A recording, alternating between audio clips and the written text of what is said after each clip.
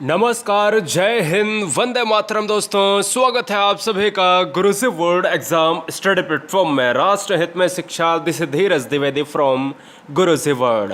दोस्तों, आज की है वीडियो मात्र 10 मिनट के अंदर पूरे संधि चैप्टर को आपके दिमाग में बहुत ही सरल तरीके से सेट करूंगा। आज के बाद कोई भी ऐसा क्वेश्चन एग्जाम में ऐसा नहीं होगा जो आप एक नैनो सेकेंड में टिक ना कर पाएं। तो याद रखिएगा, बहुत बेहतरीन तरीके से सारी ट्रिक्स को आपके माइंड में सेट करूंगा और कोई भी क्वेश्चन आपका आएगा तो 1 सेकेंड नहीं लगेगा कि आप आंसर क्लिक कर जाओगे। तो चलिए, कंसंट्रेशन के साथ एक पेन एक कॉपी उठाकर कुछ 5 ट्रिक को नोट कर लीजिएगा जो केवल मात्राओं पर आधारित होंगी। ठीक है ना? केवल मात्राओं पर, और दुनिया का कोई भी शब्द आ जाए तो भैया एक बार में लॉक करना, आंसर 100% सही हो जाएगा। हर बहन हर भाई के लिए यहाँ पर बताना चाहेंगे कि पहली परिभाषा से ही एक क्वेश्चन बन जाता है। क्वेश्चंस क्या बनता है? समास और संधि में, दोनों में बच्चे कंफ्यूज रहते हैं। देखिएगा, संधि किसे कहते हैं? तो 2 वर्णों के परस्पर मेल से। इस वर्ण को हमेशा याद रखना। और जब क्वेश्चन में पूछा जाता है कि ये बताइएगा कि समास किसे कहते हैं, तो समास में लिखा होगा कि शब्दों के मेल से। जब शब्द की बात हो तो समास, जब वर्ण की बात हो तो संधि। क्वेश्चन कैसे पूछा गया था पिछली बार एग्जाम में कि यह बताइएगा कि वर्णों के परस्पर मेल से परिवर्तन होने वाले शब्दों को क्या कहेंगे? परिवर्तन होने वाले शब्दों को हम संधि कहेंगे। याद रखना, जब वर्णों के परस्पर मेल से हो तो संधि, जब शब्दों के परस्पर मेल से हो तो समास। पहला क्वेश्चन ये याद रखना है, ये गलत नहीं होना चाहिए। अब बात करते हैं ट्रिक पर। ट्रिक से पहले 3 चीज़ें हमें हमेशा याद रखनी है कि संधि जो है वो कितने प्रकार की होती है। संधि 3 प्रकार की होती है मुख्यतः। देखा जाए स्वर संधि, व्यंजन संधि और विसर्ग संधि। स्वर, व्यंजन और विसर्ग को हम क्या कहते हैं? यही 3 प्रकार हैं जो हमें पढ़ने हैं। क्वेश्चंस कहाँ से बनते हैं? क्वेश्चंस स्वर संधि से बनते हैं, सबसे ज़्यादा बनते हैं। दूसरे नंबर पर व्यंजन और तीसरे नंबर पर विसर्ग। तो चलिए जानते हैं कि स्वर संधि को किस तरीके से हम ट्रिक के माध्यम से अपने दिमाग में सेट करें जो कभी गलत ना हो। तो स्वर संधि को पढ़ने से पहले यह जानना पड़ेगा कि अगर संधि के 3 प्रकार होते हैं, स्वर, व्यंजन और विसर्ग, तो स्वर संधि को जब पढ़ेंगे तो उसके भी कुछ प्रकार होते हैं जो ट्रिक के माध्यम से हमें पढ़ना पड़ेगा। समझिएगा कि एग्जाम में क्वेश्चंस आपसे पूछ लेता है कि यह बताइएगा कि महोर्मी में कौन सी संधि है, तो आप कंफ्यूज हो जाएंगे। तो ऐसी हम एक ट्रिक बताने वाले हैं जो केवल मात्राओं को देखकर आप चीज़ें आसानी तरीके से क्लिक कर पाएंगे। जैसे आप स्वर संधि को पढ़ेंगे तो स्वर संधि के भेद कितने होते हैं ये हमें जान आना जरूरी है। तो स्वर संधि को पढ़ने से पहले उसके कितने भेद होते हैं, कितने प्रकार होते हैं, तो आइए जानते हैं कि भाई स्वर संधि का पहला जो पार्ट है वो है दीर्घ संधि, दूसरा जो पार्ट है वो है वृद्धि संधि, और तीसरा पार्ट है वो है गुण संधि, चौथा पार्ट है यड़ संधि, और 5वां पार्ट है अयादि संधि। ठीक है ना? तो यानी हम कह सकते हैं कि स्वर संधि के भी पार्ट होते हैं। 5 पार्टों में बटी हुई है, दीर्घ, वृद्धि, गुण, यड़ और अयादि। यहीं से सबसे ज़्यादा प्रश्न आते हैं। एक आपको शब्द दे देता है और कहता है 4 ऑप्शन देकर कि इसमें कौन सी संधि है। तो आइए सबसे पहले जानते हैं दीर्घ संधि को हम किस तरीके से ट्रिक के माध्यम से अपने दिमाग में बैठाएं। यहां पर देखिएगा कि जब किसी शब्द के बीच में बड़ी मात्रा, यानी बड़ी मात्रा का मतलब है कि बड़ा आ का डंडा या बड़ा आ का, हम कह सकते हैं, आपको यहां पर ऑप्शंस में दिख जाएगा। जैसे अभी हम एग्जांपल कराएंगे ना, तो आपको तुरंत पूरी तरीके से सब कुछ समझ में आ जाएगा 1 नैनो सेकेंड में। बड़ी ई की मात्रा, बड़ा ऊ का मात्रा, तो हम ये कह सकते हैं ये 3 शब्द आपको, 3 वर्ण आपको याद रखने हैं। इन 3 वर्णों पर ही ये पूरी संधि दीर्घ संधि है। इनकी मात्रा अगर दिख जाए कोई भी शब्द में, और कोई भी दुनिया का शब्द दिया हो, तो उस शब्द में, हर शब्द में दीर्घ संधि होगी। ठीक है? मात्रा कैसी होनी चाहिए? बड़ी होनी चाहिए, चाहे वो आ की मात्रा हो, चाहे ई की मात्रा हो, चाहे ऊ की मात्रा हो। अब ट्रिक में आपको लिखना कैसे है? एक तो ये वाली परिभाषा लिख लेना है ट्रिक में, और ट्रिक के आगे ये भी लिख लेना है। आगे क्या लिखना है यहां पर बता रहा हूं, इससे आप परेशान ना हो, नहीं तो आप कंफ्यूज हो जाएंगे। आप समझिएगा किस तरीके से हम एग्जाम में अपने क्वेश्चन को 100% सही कर सकते हैं। ट्रिक के आगे आप दूसरा स्टार बना के आप लिखिएगा कि बीच वाले अक्षर में, क्या बीच वाले अक्षर में ये सभी बड़ी मात्रा होनी चाहिए, चाहे आ की, चाहे ई की, चाहे ऊ की। जैसे आपको एक बार यहाँ पर हम प्रयोग करके दिखाते हैं। विद्याभ्यास एक क्वेश्चन आ जाता है कि ये बताओ, कल को क्वेश्चन एग्जाम में पूछ लिया जाए कि विद्याभ्यास में कौन सी संधि है।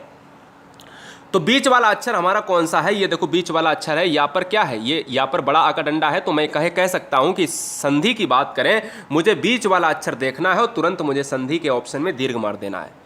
गिरीश में कौन सी संधि है अगर पूछा जाए, तो गिरीश में आप रा के ऊपर देखिए बीच वाले अक्षर में बड़ी की मात्रा है या बड़ा आ का डंडा है या बड़े ऊ की मात्रा है, तो आप कहोगे सर तीन में से एक है, यानी बड़ी ई की मात्रा है, तो संधि कौन सी हो जाएगी, दीर्घ हो जाएगी।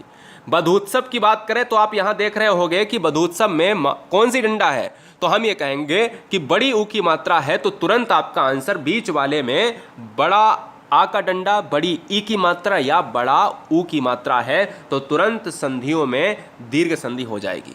ठीक है, केवल हमें बीच वाले अक्षर पर फोकस करना है। बोले दीर्घ संधि में और उदाहरण ले लो भाई, योजना अवधि, कल को क्वेश्चन एग्जाम में आ जाए कि योजना अवधि में कौन सी संधि है, हर बच्चा जानता है स्वर, लेकिन क्वेश्चन में आ जाता है स्वर में कौन सी है, गुण है, अयादि है, दीर्घ है या वृद्धि है, तो वहां पर बड़ा आ का डंडा अगर आ रहा है तो मैं कहूंगा कि आ धन आ बराबर बड़ा आ का डंडा, चाहे आप ऐसे कर लो चाहे आप ट्रिक के माध्यम से कर लो कि भैया बीच वाले अक्षर में अगर बड़ा है, बड़ा का मतलब क्या होता है यार, ट्रिक ये भी लिख लो, बड़ा का मतलब होता है दीर्घ और दीर्घ का मतलब है संधि हो जाएगी दीर्घ। ठीक है ना। स्वाधीन की बात करें तो हम ये कह सकते हैं स्वाधीन में देखो, ठीक है ना। अगर मैं आपसे बात करूं कि भाई सर्वाधिक में, तो सर्वाधिक में आप देख लो, अंडाकार में आप देख लो, अल्पायु में देख लो आप, ठीक है। तो हम ये कह सकते हैं कि मात्राओं को देखा जाए तो बड़ा आ का डंडा, बड़ी ई की मात्रा और बड़ा ऊ की मात्रा है, तो वहां पर दीर्घ संधि हो जाएगी। ठीक है। अब बात करते हैं गुण संधि, जो एग्जाम में बहुत ज्यादा पूछा जा रहा है आजकल क्वेश्चन। गुण संधि एग्जाम में कैसे पूछी जा रही है? गुण संधि में केवल आपको बहुत सिंपल सी ट्रिक लगानी है। ट्रिक क्या लिखनी है कि जब किसी शब्द के बीच में छोटी ए का मतलब ये वाली, ठीक है ना, छोटी ए ये वाली, या आप कह सकते हो ओ का मतलब क्या है, ये वाला। छोटी ए का मतलब क्या है, छोटी ए का मतलब ये वाला, और छोटा ओ का मतलब क्या है, एक तो बड़ा ओ ऐसे हो जाता है और एक जो है आपका क्या हो जाता है, ओ हो जाता है छोटा।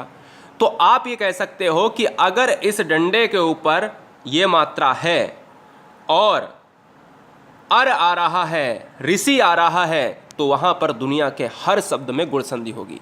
जैसे इस री को पहले बाद में हम देखेंगे। क्वेश्चन में क्या था, क्वेश्चन में अगर कल को आ जाए कि ये बताओ कि राकेश में कौन सी संधि है, तो आप यार याद रखो कि इस डंडे की बात कर रहा है, इस डंडे के ऊपर एक मात्रा अगर है तो दुनिया की गुण संधि होगी। आप ट्रिक में कैसे लिखोगे कि आपको ट्रिक में ऐसे लिखना है कि अगर मात्रा ए की है, छोटे ए की और या ओ की है, यानी इस डंडे के ऊपर ये मात्रा आपको दिखनी चाहिए।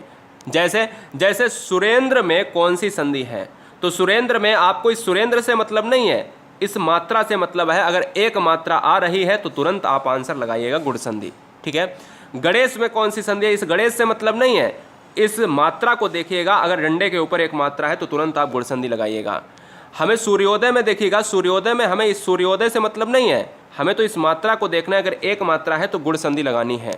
हमें यहाँ पर महोत्सव में देखना है, महोत्सव मुझे ए और ओ से मतलब नहीं है, हमें मात्रा इस डंडे के ऊपर देखना है कि इस डंडे के ऊपर मात्रा एक है तो गुण संधि होगी। ठीक है ना। तो यहाँ पर महोत्सव हुआ, यहाँ पर यथेष्ट हुआ। इस मात्रा की बात करें तो यहाँ पर क्या है, महेश्वर। देखिए महेश्वर में क्या है, महेश्वर में भी आपकी एक मात्रा दी गई है हा के ऊपर, जलोर में एक मात्रा दी गई है, मोहर्जा में एक मात्रा दी गई है। अब बात करते हैं ये वाले दो क्वेश्चन।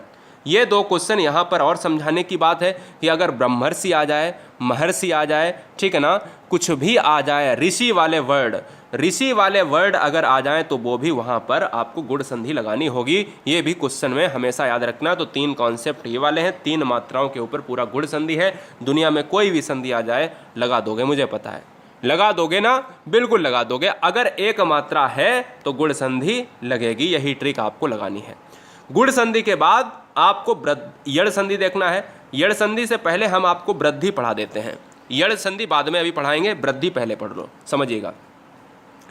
अभी मैंने कहा आपको वृद्धि लिखनी है, ठीक है ना, यड़ बाद में लिखनी है, वृद्धि के बाद, समझ में आ जाएगा, इसलिए मजा आ रहा है। देखिए हमने अभी आपसे कहा कि डंडे के ऊपर एक मात्रा है तो गुण संधि हो जाएगी, कोई दिक्कत। अगर मैंने कहा आपसे कि अगर दो मात्राएं मैं कर दूं डंडे के ऊपर, तो एक बढ़ने का मतलब क्या है, एक की बढ़ोतरी अगर मैं कर दूं तो बढ़ने को हम क्या कहते हैं, वृद्धि कहते हैं ना। तो बस इतना ही याद रखना, यही ट्रिक है। जब किसी शब्द के बीच में बड़ी एक की मात्रा यानी ये मात्रा, और जब ऐसी मात्रा बड़े औ की मात्रा, तो वो भी हमें इससे क्या मतलब डंडे से, हमें इस डंडे के ऊपर देखनी है क्या दो मात्राएं हैं। तो अगर दो मात्राएं आ रही हैं तो वृद्धि संधि होगी। तो आपको ट्रिक में क्या लिखना है, आपको ट्रिक में ये लिखना है कि इसके ऊपर दो मात्राएं होंगी, तो आपको ऐसे लिख लेना है इस तरीके से, यहाँ पर वृद्धि लिख देना, ऐसे ही बना लेना है। और गुण वाले में कैसे लिखना है, एक मात्रा है तो गुण वाले में ऐसे लिख लेना है, ठीक है ना, जैसे राकेश का के ऊपर एक मात्रा। ऐसे ही दोस्त यहाँ पर एक क्वेश्चन आता है कि महेश्वर्य में कौन सी संधि है, तो महेश्वर्य में वृद्धि संधि है। दंत्योष्ट में कौन सी संधि है, दंत्योष्ट में वृद्धि संधि है, ठीक है ना, क्यों, क्योंकि डंडे के ऊपर दो मात्राएं। राजेश्वर्य में कौन सी संधि है, तो राजेश्वर्य में वृद्धि संधि है, यहाँ पर वृद्धि संधि है, यहाँ वृद्धि है। परमौषध में, अरे भाई परमौषध मैंने ऐसे लिखा, परमौषध मैंने ऐसे लिखा, तो मुझे परमौषध से मतलब नहीं है, मुझे इन मात्राओं से मतलब है। तो यहाँ पर संधि क्या हो जाएंगी, वृद्धि हो जाएंगी। मतैक्य में, महोजस्वी में, सभी में वृद्धि संधि है। समझ में आया। तो एक बार सभी बच्चे स्क्रीनशॉट भी ले लें। क्लियर है, कोई भी क्वेश्चन एग्जाम में आए तो यहाँ पर क्वेश्चन हल हो जाएगा। चलिए यड़ संधि की बात कर ले। यड़ संधि में अगर जब किसी शब्द के बीच में या बा रा के साथ अधूरा शब्द आए तो वहां पर यड़ संधि होती है। कितनी सिंपल सी ट्रिक है। या वा रा जो भी अंतःस्था व्यंजन वर्ड होते हैं ना, उनके ऊपर अगर कोई अधूरा वर्ड आ जाए, आधा लटका हुआ वर्ड आ जाए, जैसे अत्यावश्यक, नद्यार्पण, अन्वित, स्वागत, मात्रांध, पित्रादेश, प्रत्येक, तो हम ये कहेंगे कि इन सभी में आप देख रहे होंगे कि त्रा जो बना है ना, ये त्रा किससे बनता है, आधे ता और रा से बनता है, सभी बच्चे जानते हैं। ये वा के ऊपर, ये देखिए वा है, वा के ऊपर क्या कह रहा है, अधूरा शब्द आया, वा के ऊपर ना अधूरा आया है, या के ऊपर दा अधूरा आया है, या के ऊपर ता अधूरा आया है, ता के ऊपर रा अधूरा आया है ना, ता के ऊपर रा अधूरा आया है, या के ऊपर ता अधूरा आया। तो मैं ये कह सकता हूँ कि इन सभी शब्दों में अगर या वा रा के ऊपर अधूरे शब्द हैं, अधूरे वर्ण हैं, तो वहाँ पर यड़ संधि होगी। ठीक है, बहुत बढ़िया। चैनल को सब्सक्राइब कर लें। रोजाना हिंदी का मॉक टेस्ट होता है रात के 8 बजे, और पूरी तरीके से हिंदी को कंप्लीट कराया जा रहा है विद ट्रिक के साथ। सभी बहनें, सभी भाई गुरुजी वर्ड एग्जाम स्टडी को अच्छी तरीके से देखने की कोशिश करें। और लास्ट की संधि पर हम आते हैं, अयादि संधि। अयादि संधि की ट्रिक क्या कह रही है, ध्यान दीजिएगा। अयादि संधि की ट्रिक कह रही है कि जब किसी शब्द के बीच में या और वा का उच्चारण निकले तो वहाँ पर अयादि लगा दो। मैंने कहा दिमाग लगाओ ना, अयादि में कितने अक्षर, 3 अक्षर, और जितनी भी संधि अयादि की होंगी वो लगभग 90.99% दोस्त यहाँ पर 3 अक्षर की हैं। ठीक है, पवन हुआ, पावन हुआ, पावक हुआ, नयन हुआ, शयन हुआ, नायक हुआ, गायक हुआ, भवन हुआ, श्रवण हुआ। अगर कल को श्रवण भी आ जाए क्वेश्चन में, कल को श्रवण भी क्वेश्चन में आ जाए तो वहाँ पर भी आपको लगाना होगा। ठीक है ना। तो ये नयन, शयन, नायक, गायक, पवन, भवन, पावक, ये सभी संधियाँ ऐसी हैं जो 3 अक्षर की हैं, और 3 अक्षर की संधि 3 अक्षर के साथ अयादि के साथ जहाँ पर या वा का उच्चारण निकले आपको। ठीक है ना, बहुत बढ़िया क्वेश्चन है और ज़बरदस्त तरीके से यहाँ पर क्वेश्चन बनता है। मेरी बात समझ रहे हैं। तो ये क्वेश्चन एग्जाम में अगर ऐसे आते हैं तो आप संधियों से बिल्कुल फ्री हो जाइएगा। अब मैं एक बार और आपको बता देना चाहता हूँ यहाँ पर कि संधि के ट्रिक में हमने क्या पढ़ा आज, कि वर्णों के मेल से संधि। संधि 3 प्रकार की, स्वर, व्यंजन, विसर्ग। और संधि स्वर अगर पढ़ते हैं तो 5 भेद होते हैं। एक होता है दीर्घ, वृद्धि, गुण, यड़, अयादि। और अगर दीर्घ को पढ़ना है तो बड़े एक की मात्रा यानी बड़ी मात्रा, बड़ी मात्रा में 3 चीज़ें, या तो आ की मात्रा, या तो ई की मात्रा, या ऊ की मात्रा।